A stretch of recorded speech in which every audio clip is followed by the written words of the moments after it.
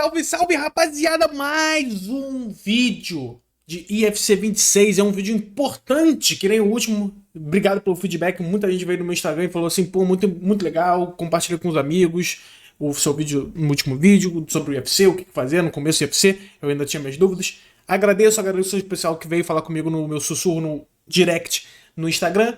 E de novo, quem puder compartilhar, dá aquele like, compartilhar com os amigos, se inscrever aqui no canal. A gente vai tentar continuar botando muitos vídeos, não diariamente, muito porque eu não aguento. Eu tenho que postar muito vídeo de TikTok, tanto no primeiro e no segundo canal. Mas eu tento postar uns 2 por semana, 3 por semana aqui, falando umas coisas bem maneiras. Geralmente a gente fazia isso muito no UFC 25, tinha a nossa conversa semanal sobre o jogo, meu sentimento sobre os jogos, mas obviamente o UFC 25 não foi dos melhores. Mas enfim, uma coisa que eu fiquei de falar com vocês era sobre o mercado. O mercado é muito importante, o mercado é muito bom para quem gosta de fazer coins, quem não gasta muito de FIFA Points. Geralmente gosta de saber o que eu penso sobre o mercado. A gente fez isso ano passado, para quem não se lembra, tanto no WebApp quanto no começo do jogo. A gente tradou muito, a gente chegou a mais de 1 milhão de coins no começo do jogo. Porém, eu não continuei. E eu devia ter continuado, mas foi uma coisa que, quando eu mudei pro PC, né? O mercado do PC não é um dos melhores. Porém, o mercado do PC pode ser que melhore. Muito porque a EA veio com uma nota avisando que o PC ia aceitar agora mais FPS e o anti-cheat melhorou muito. Não que seja algo que vai parar os hackers, vai deixar de ter hackers, não. Mas já é um anti-cheat muito melhor do que a gente tinha antigamente. Antigamente o anti-cheat da EA era praticamente inútil, ao ponto onde o pessoal tinha que botar apenas leitura para deixar o jogo mais liso, e no anti-cheat decente você não consegue fazer isso no anti-cheat. Mas enfim, o anti-cheat é melhor. Isso tem o potencial de fazer mais gente irem pro PC. Querendo ou não, gente, é que nem o COD, é que nem os jogos de tiro. IFC é um jogo muito detalhista. Frames fazem diferença. E quando você joga um cara do PC contra um cara do console, um cara que roda o jogo a 60 FPS contra um cara que roda o jogo a 240, por exemplo, que eu vou tentar rodar, vamos ver se meu PC vai aguentar, vai fazer uma diferença demais. Vai fazer uma baita de uma diferença, tá, rapaziada? Enfim, fiquem ligados nisso então, tá? Sobre o pessoal migrando pro PC, e isso pode influenciar muito no mercado. A gente sabe como que o mercado do PC hoje em dia não é dos melhores, muito porque não tem muito player suficiente. Tinha essas paradas de hacker e tudo mais, conseguiu pegar recompensas de rank 1 muito facilmente. Isso influenciou o mercado. Vamos ver como que vai ser. Eu espero que seja bom. Eu boto muita fé. Eu acho que a EA devia realmente se dedicar também para o pessoal do PC. Esse jogo pode ser melhor e pode ser... os hackers podem ser contidos, né, rapaziada? Mas enfim, eu vou dar minha visão sobre o que fazer no web app em questão de trading e o que fazer durante o jogo em questão de trade, beleza? E já começar dizendo que uma das coisas principais que eu gostava de tradar e gostava de fazer no começo do jogo, que era ligas híbridas e nações híbridas, os dois juntos, aparentemente a EA tirou. Aparentemente a gente não vai ter mais isso. A EA aparentemente vai tirar, e obviamente eu tenho uns prints aqui do que pode vir, né? Obviamente. Isso foi tirado do pessoal que estava no beta. A gente tem esses DMEs. É diferente. Eu realmente espero que nesses DMEs, vocês veem que tem 4 negocinhos aqui. Eu espero que os packs sejam iguais. Ou você completa esses primeiros DMEs para depois desbloquear os outros lá. Enfim, eu só realmente espero que a EA não tenha de jeito nenhum só completamente sumido com isso daqui. Eu acho isso daqui muito importante, não só para fazer coins, mas também para você ganhar um pack, tipo um mega pack, um pack de 50k no começo do jogo. Gente, isso daqui é muito bom pro começo do jogo, é um pack muito bom pro começo do jogo, que pode ajudar você a montar o seu time. Acho isso muito importante. Tudo bem que o jeito que você fazia esses DMEs não era do mais fácil, mas você conseguia fazer coins com ele. Como? Os jogadores, tipo um italiano, um argentino, um brasileiro, que joga numa liga completamente aleatória. Por quê? Porque se tem um brasileiro, eu nunca me esqueço desse brasileiro, do Ismaili. Quem se lembra do Ismaili? Eu nem sei se ele ainda tá no jogo. Deixa eu dar uma olhada aqui rapidinho no Raider FC pra ver se ele tá ainda no jogo. Ismaili tá no jogo? Ele não está mais no jogo. Deixa eu ver se ele se aposentou. Porque se ele tivesse se aposentado... Calma aí. Ismaili. Aí, ó. Esse cara aqui. Quem se lembra desse cara aqui, irmão? Esse cara aqui foi muito bom pra treinar. Esse cara aqui valeu uns 5K. Esse cara era praticamente ficava extinto, mano. Por quê? Por causa desse DMF aqui. Ele era o único lateral esquerdo acessível brasileiro, ouro raro. Então, fazia com que isso daqui fosse muito, muito fácil. E ainda jogava no Shakhtar. Então, uma liga completamente aleatória, tá ligado? Que era bom pra esse de ligas. E jogava no Shakhtar. E era brasileiro. Ou seja, muito fácil de linkar. Então, pra mim, aí tirando isso daqui, acaba com aquele trade do pessoal que é italiano, brasileiro, espanhol, argentino, que joga em ligas diferentes. Isso, querendo ou não, fazer um dinheirinho. Dava pra fazer um dinheirinho no começo, muito porque muita gente já no começo já quer completar isso daqui, porque sabem que os packs são muito bons. Ou seja, aparentemente não vamos mais ter isso. Então não se preocupem, vamos ver até a gente entrar no web se realmente tem isso ou não, mas se não tiver, não se preocupem com esses jogadores, tipo o espanhol, o brasileiro, que jogam numa liga completamente aleatória, porque eles não devem ter um valor muito grande. E, obviamente, eu vou também mostrar pra vocês os novos requisitos que a gente tem, aparentemente vazado, desses substitutos, né? E eu achei muito engraçado, porque aqui, por exemplo, pede um time bronze, um time 74, um time, que isso daqui é o silver, desculpa, um time de ouro normal e um time 85 agora, tá? Então, eu realmente fico pensando, tipo assim, se agora eles estão pedindo um time 85, isso pode ser que influencie o valor dos jogadores 85. Acho que os jogadores 85 podem aumentar de valor com isso. Eles realmente podem aumentar de valor com isso no começo do jogo. Então fiquem ligados se vocês tirarem algum jogador 85, que é forragem certa, fiquem ligados que eles podem ser usados nesse DME aqui, possivelmente, tá bom? E agora eles estão voltando a pedir também entrosamento. Eu sei que é 10, é fácil fazer 10 de entrosamento, mas é outra coisa que também podem fiquem ligados em questão de jogadores que são forragem e tem link bom com outras forragens, tá bom? Fiquem ligados em jogadores assim. Mas realmente a dica que eu passo pra vocês agora, se realmente vier assim, jogadores 8.5 têm potencial de crescer nesse início de game, tá? Muito porque, de novo, as recompensas de um time 85 devem ser muito boas, gente. Ou é um jogador muito bom, ou é um pack muito bom, que eu imagino que pode ser um pack de 50k, não sei. A gente só vai saber jogando o jogo. Mas enfim, fiquem ligados nisso também, é muito importante. E realmente é muito chato isso também, tá? Eu não vou mentir pra vocês, cara. Eu fiquei triste que tiraram isso daqui. Eu gostava muito disso aqui, cara. Não só pra fazer o trade, mas tá ligado pra ter. Eu gostava de ter esse pack. Eram 3 packs muito bons. Além dos que estavam aqui dentro, sabe? Então é realmente triste. Mas enfim, outra coisa importante para vocês fazerem durante o web app e também vocês podem fazer durante o jogo. Fiquem de olho em jogadores metas. Como que você vai saber quais são os jogadores metas? Como você vai saber que os jogadores estão em alta? No dia, obviamente, a hora que eu estou gravando esse vídeo ainda não tem o Futbin, a base de dados. Provavelmente quando eu postei esse vídeo deve ser uma sexta-feira, acredito eu, se eu não for tão vagabundo assim de não querer postar um vídeo e não conseguir ter editado o vídeo ainda. Vai ser muito engraçado se eu realmente tiver postado esse vídeo no sábado, que eu realmente fui vagabundo o suficiente para não postar o vídeo na sexta-feira, sendo que eu tô gravando uma quinta-feira. Mas fiquem de olho nos jogadores que estão hypados, nos jogadores que estão na área de popular do Futbin, por exemplo. Porque esses jogadores geralmente é o que o pessoal tá falando, o pessoal tá vendo, o pessoal pode estar montando seu time. Além dos vazadores, dos pros, dos caras que tem muita influência no mercado, falando que esse jogador é muito bom. Com certeza eles vão subir de preço. Se alguém chegar aqui e falar, pô, aquele Mosqueira, sei lá por quê. Mas o Llorente é o perfeito exemplo. Esse Llorente é muito bom, gente, ele é muito meta. O Llorente vai subir de preço. Então, tipo assim, o Gusto, na época que eu me lembro do Web App, ele era um dos jogadores um dos melhores laterais direitos, junto com o Dalot. Acho que nem sei se o Dalot era tão bom assim, mas ele é um lateral novo no Chelsea. Não tinha a carta dele antes no Chelsea, mas era um lateral francês do Chelsea com muita boas stats pro começo. Ou seja, olha como tava o preço dele aqui. Lembra que eu falei pra vocês que eu comprava ele por 1.8 e vendia ele por mais? Tá aí. A gente vendia e, obviamente, nos próximos dias ele, obviamente, caiu, mas o pessoal meio que sabia que ele era um dos laterais bem bons nesse jogo, tá ligado?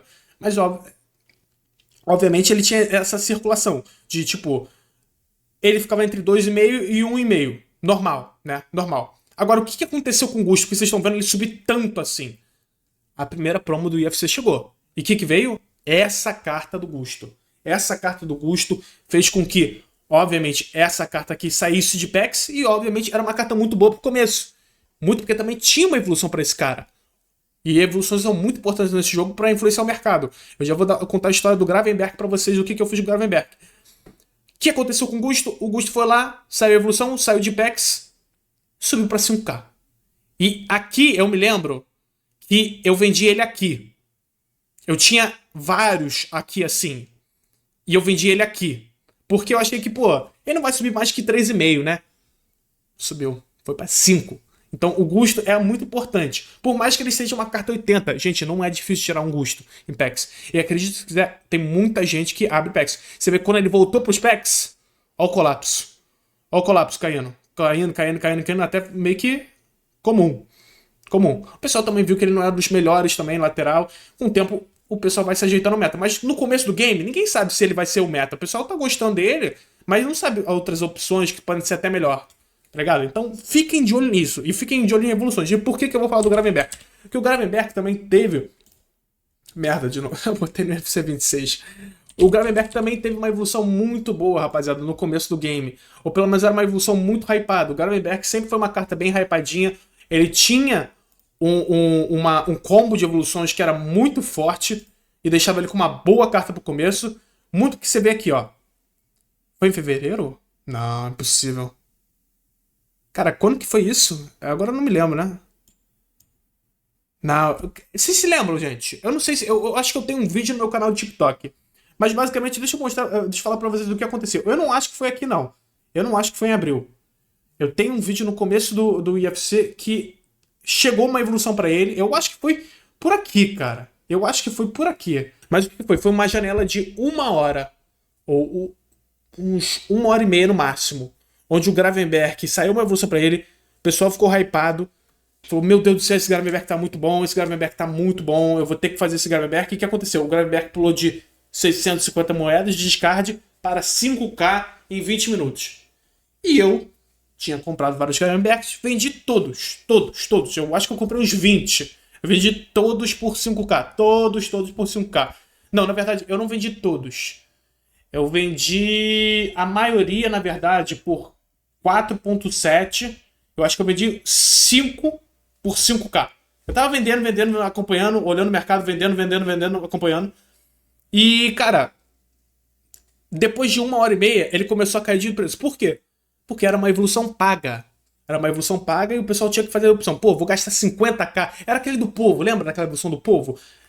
Cara, eu vou gastar 50k nessa evolução? É uma carta que vale 50k? Vale a pena eu gastar 50k de coins no começo do game pra fazer a evolução? E muita gente ficou nessa, será que eu devia fazer? Por mais que a carta fosse boa. Então, muita gente desistiu. E o que aconteceu? O preço dele, ó, caiu. Mas é uma coisa que vocês têm que ficar ligados. Fiquem ligados no hype de jogador. Hype da carta. Quando sai uma evolução, olhem muito bem para esses jogadores metas. Tipo Gusto, tipo Gravenberg. Jogadores são hypados, que dá para fazer um dinheiro. Que com uma evolução saiu nele, por ele ser do Liverpool, por ele ser da Premier League, por ele ser de um cara do Real Madrid. Ele ganha uma carta decente pra boa. Tem que ser realmente boa, meta. E vende eles, compra eles no baixo e vende eles durante o hype. Faça seu dinheiro. Não fique com medo, não fique de jeito nenhum com medo de segurar eles.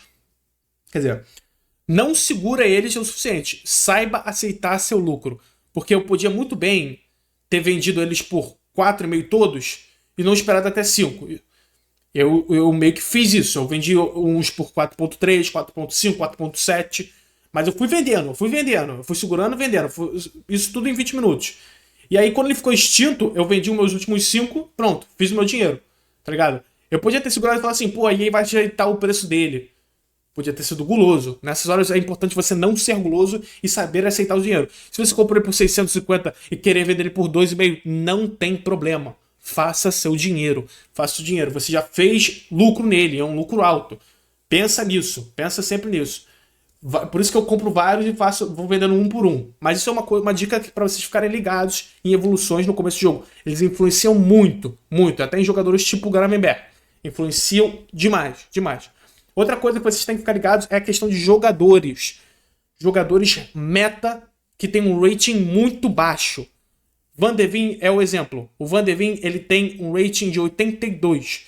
Ele não é difícil de tirar em packs. É um rating muito baixo, você consegue tirar ele, não com uma facilidade absurda, mas de uma certa forma dá pra tirar ele com rating baixo, por ser um rating baixo. Aí o que aconteceu? Lançou o jogo, tudo bem, todo mundo foi tirando ele aqui, né, no começo.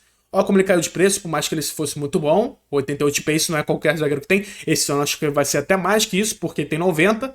E as stats dele ainda estão muito boas. Olha como ele caiu. Mas olha como o pessoal foi pegando coins, ganhando coins. E vendo que ele era muito bom. Olha o que aconteceu. Pum. Explodiu. Explodiu de preço. Até... Aí você percebe que explodiu de preço quando? O jogo lançou, o pessoal foi abrindo packs, foi tirando ele, olha como ele caiu. Mas olha como o pessoal percebeu que ele era muito bom e já começou a ter coins também para comprar ele de volta. Olha lá. Como ele subiu de novo de preço. Então fiquem ligados nisso, nesses jogadores. Os que são muito meta e que, por exemplo, o Van de Ven é um dos únicos, tirando o Van Dijk, que pô, é 300k, ninguém vai gastar de primeira 300k no zagueiro. O Van de Ven é um dos únicos zagueiros da Premier League por ter um pace muito alto e ser muito bom. O Van de Ven, o Van Dijk não tem tem um preço que é tipo 300k. Não dá pra ser acessível. O Saliba também não é acessível, por mais que tenha um pace bom. O Murilo esse ano vai ser curioso saber, mas ele também não tem um pace alto que nem o do Van de Ven. Por isso que diferencia o Van de Ven dos outros. O pace alto, tá ligado? Mas é aquela coisa que eu falei pra vocês têm que tomar cuidado, porque por ele ser fácil de tirar em packs, ó, a tendência sempre é... Você vê que aqui, na primeira WL, e isso é outra coisa que vocês têm que ficar ligado, de quarta pra quinta, os preços à noite sempre caem, porque o pessoal vai abrindo as suas recompensas, vai vendendo os seus jogadores para abrir essas recompensas, para pegar coins. De quarta noite para quinta de manhã, os preços geralmente caem. Eu acho que tem uma... Não sei quanto tempo, agora me esqueci, mas geralmente caem de quarta para quinta. Então fiquem ligados de quarta para quinta com a recompensa do Rivals, os preços geralmente caem. Olha como ele subiu, de quarta para quinta. O pessoal tem as coins que ganharam no Rivals, olha como ela sobe de preço. Mas ó, depois caiu, com o pessoal abrindo a recompensas. Squad Battle de sábado para domingo, de madrugada também, é uma coisa que influencia o preço, então tomem cuidado. Aí você vê. Eu acho que... Quanto que foi a WL, cara? Eu tenho que ver depois quando foi a WL. Mas, enfim. O Van de Ven é um exemplo de um jogador que é 82 e ele não tende a segurar muito o preço assim. Por muito tempo. Porque é muito fácil tirar ele em packs. Em tese, né? É muito fácil tirar ele em packs.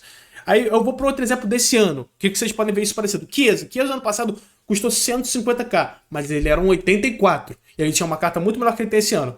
Você vê, o porquê que eu acho que eu falei hoje em live, eu discuti isso hoje em live com o pessoal, eu falei, teve gente falando que o Crowzone falou que ia custar mais de 100k, eu falei que era loucura esse Chiesa ficar mais de 100k por uma semana, tudo bem no lançamento ali, da pré-venda, quem pegou antecipado, tudo bem ali, mas esse Chiesa segurar um preço acima de 100k por uma semana, eu acho loucura muito, porque você tem o Pedro Neto também, que é uma opção boa, se for comprar as duas cartas, o Pedro Neto tem mais pace, tem menos chute, ambos são 4-4, ambos têm o mesmo passe, ambos têm o mesmo drible. Eu acho que o Pedro Neto também tem o Pedro Neto só tem mais reação e frieza pior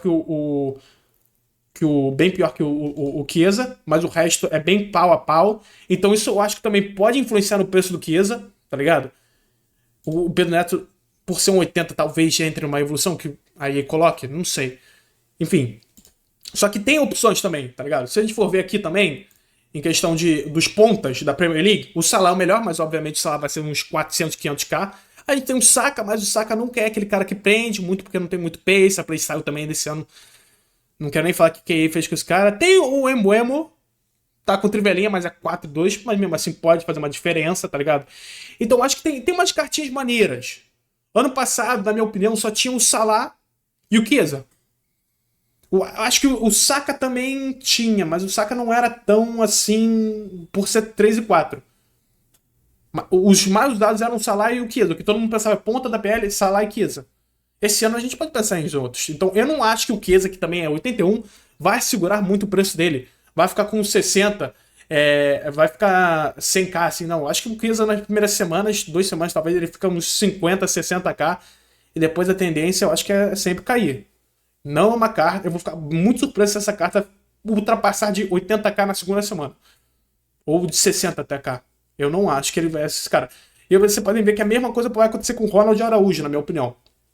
Ronald Araújo, na minha opinião, ele é um ótimo zagueiro para você ter no começo. Tem as playstyles boas aqui. As funções também estão ali, sabe? Muito boa carta. É um dos melhores zagueiros da La Liga. Eu acho que o preço dele, pensar nele em 50k, não é nenhum absurdo. Porém, segunda semana em diante, eu acho que ele cai. Muito porque a gente tem o Éder Militão, não paga pensão aqui. Então, tem o Rudiger também. Tem o Koundé também. Então pode ser que ele custe uns 30, 40, 50k até. Mas eu não vejo ele ficando com esse preço muito tempo. Muito porque a tendência também é o Militão cair um pouco de preço. E a dupla, até a tendência é até que a dupla seja esses dois no começo, tá? Pra ser barato. Esses dois eu acho que vão ser os mais carinhos. Mas esses dois eu acho que não vão passar de 50k. O Militão talvez. O Militão sempre é uma opção muito boa, barata, rápido também para zagueiro, mas acho que o Araújo também pela nacionalidade, o Uruguai não é muito fácil de linkar. Acho que ele seja do Barcelona, que compensa pouco. Mas os jogadores do Barcelona também eu acho que vão ser bem carinhos. Só o Baldé, que eu acho que seria o mais barato ali do lateral. Mas eu acho que seria em torno de 30, 40k, na minha opinião, no Araújo nesse começo de jogo. Ele perdeu a Playstyle Plus também, mas não deixou de ser um zagueiro muito bom. Beleza? Gente, de novo, tomem cuidado. Tome cuidado com a questão de trade e tudo mais. Isso é uma coisa que, de novo, eu tô falando aqui, você não precisa seguir. Você não precisa seguir as questões que eu falo, eu faço pra mim e eu faço em live. Tudo que eu faço. Falo em live, ó, gente, tô comprando isso daqui, tô fazendo isso daqui. Muito porque eu fazia muito isso no passado. No FIFA 18 a FIFA 21, eu falei pra vocês que eu fazia muitas coisas de trade, mas eu ficava que nem um maluco no web app, no telefone. Praticamente perdia tempo de vida vendo assim como estava o mercado, o que eu tinha que fazer no mercado, só para meio que fazer coisas. Eu fiz muita coisa, mas tipo, é uma coisa que esse ano, no começo eu gosto de fazer, mas chegando lá para outubro, novembro, aí eu já abandonei. Mas enfim, tomem sempre cuidado com as questões.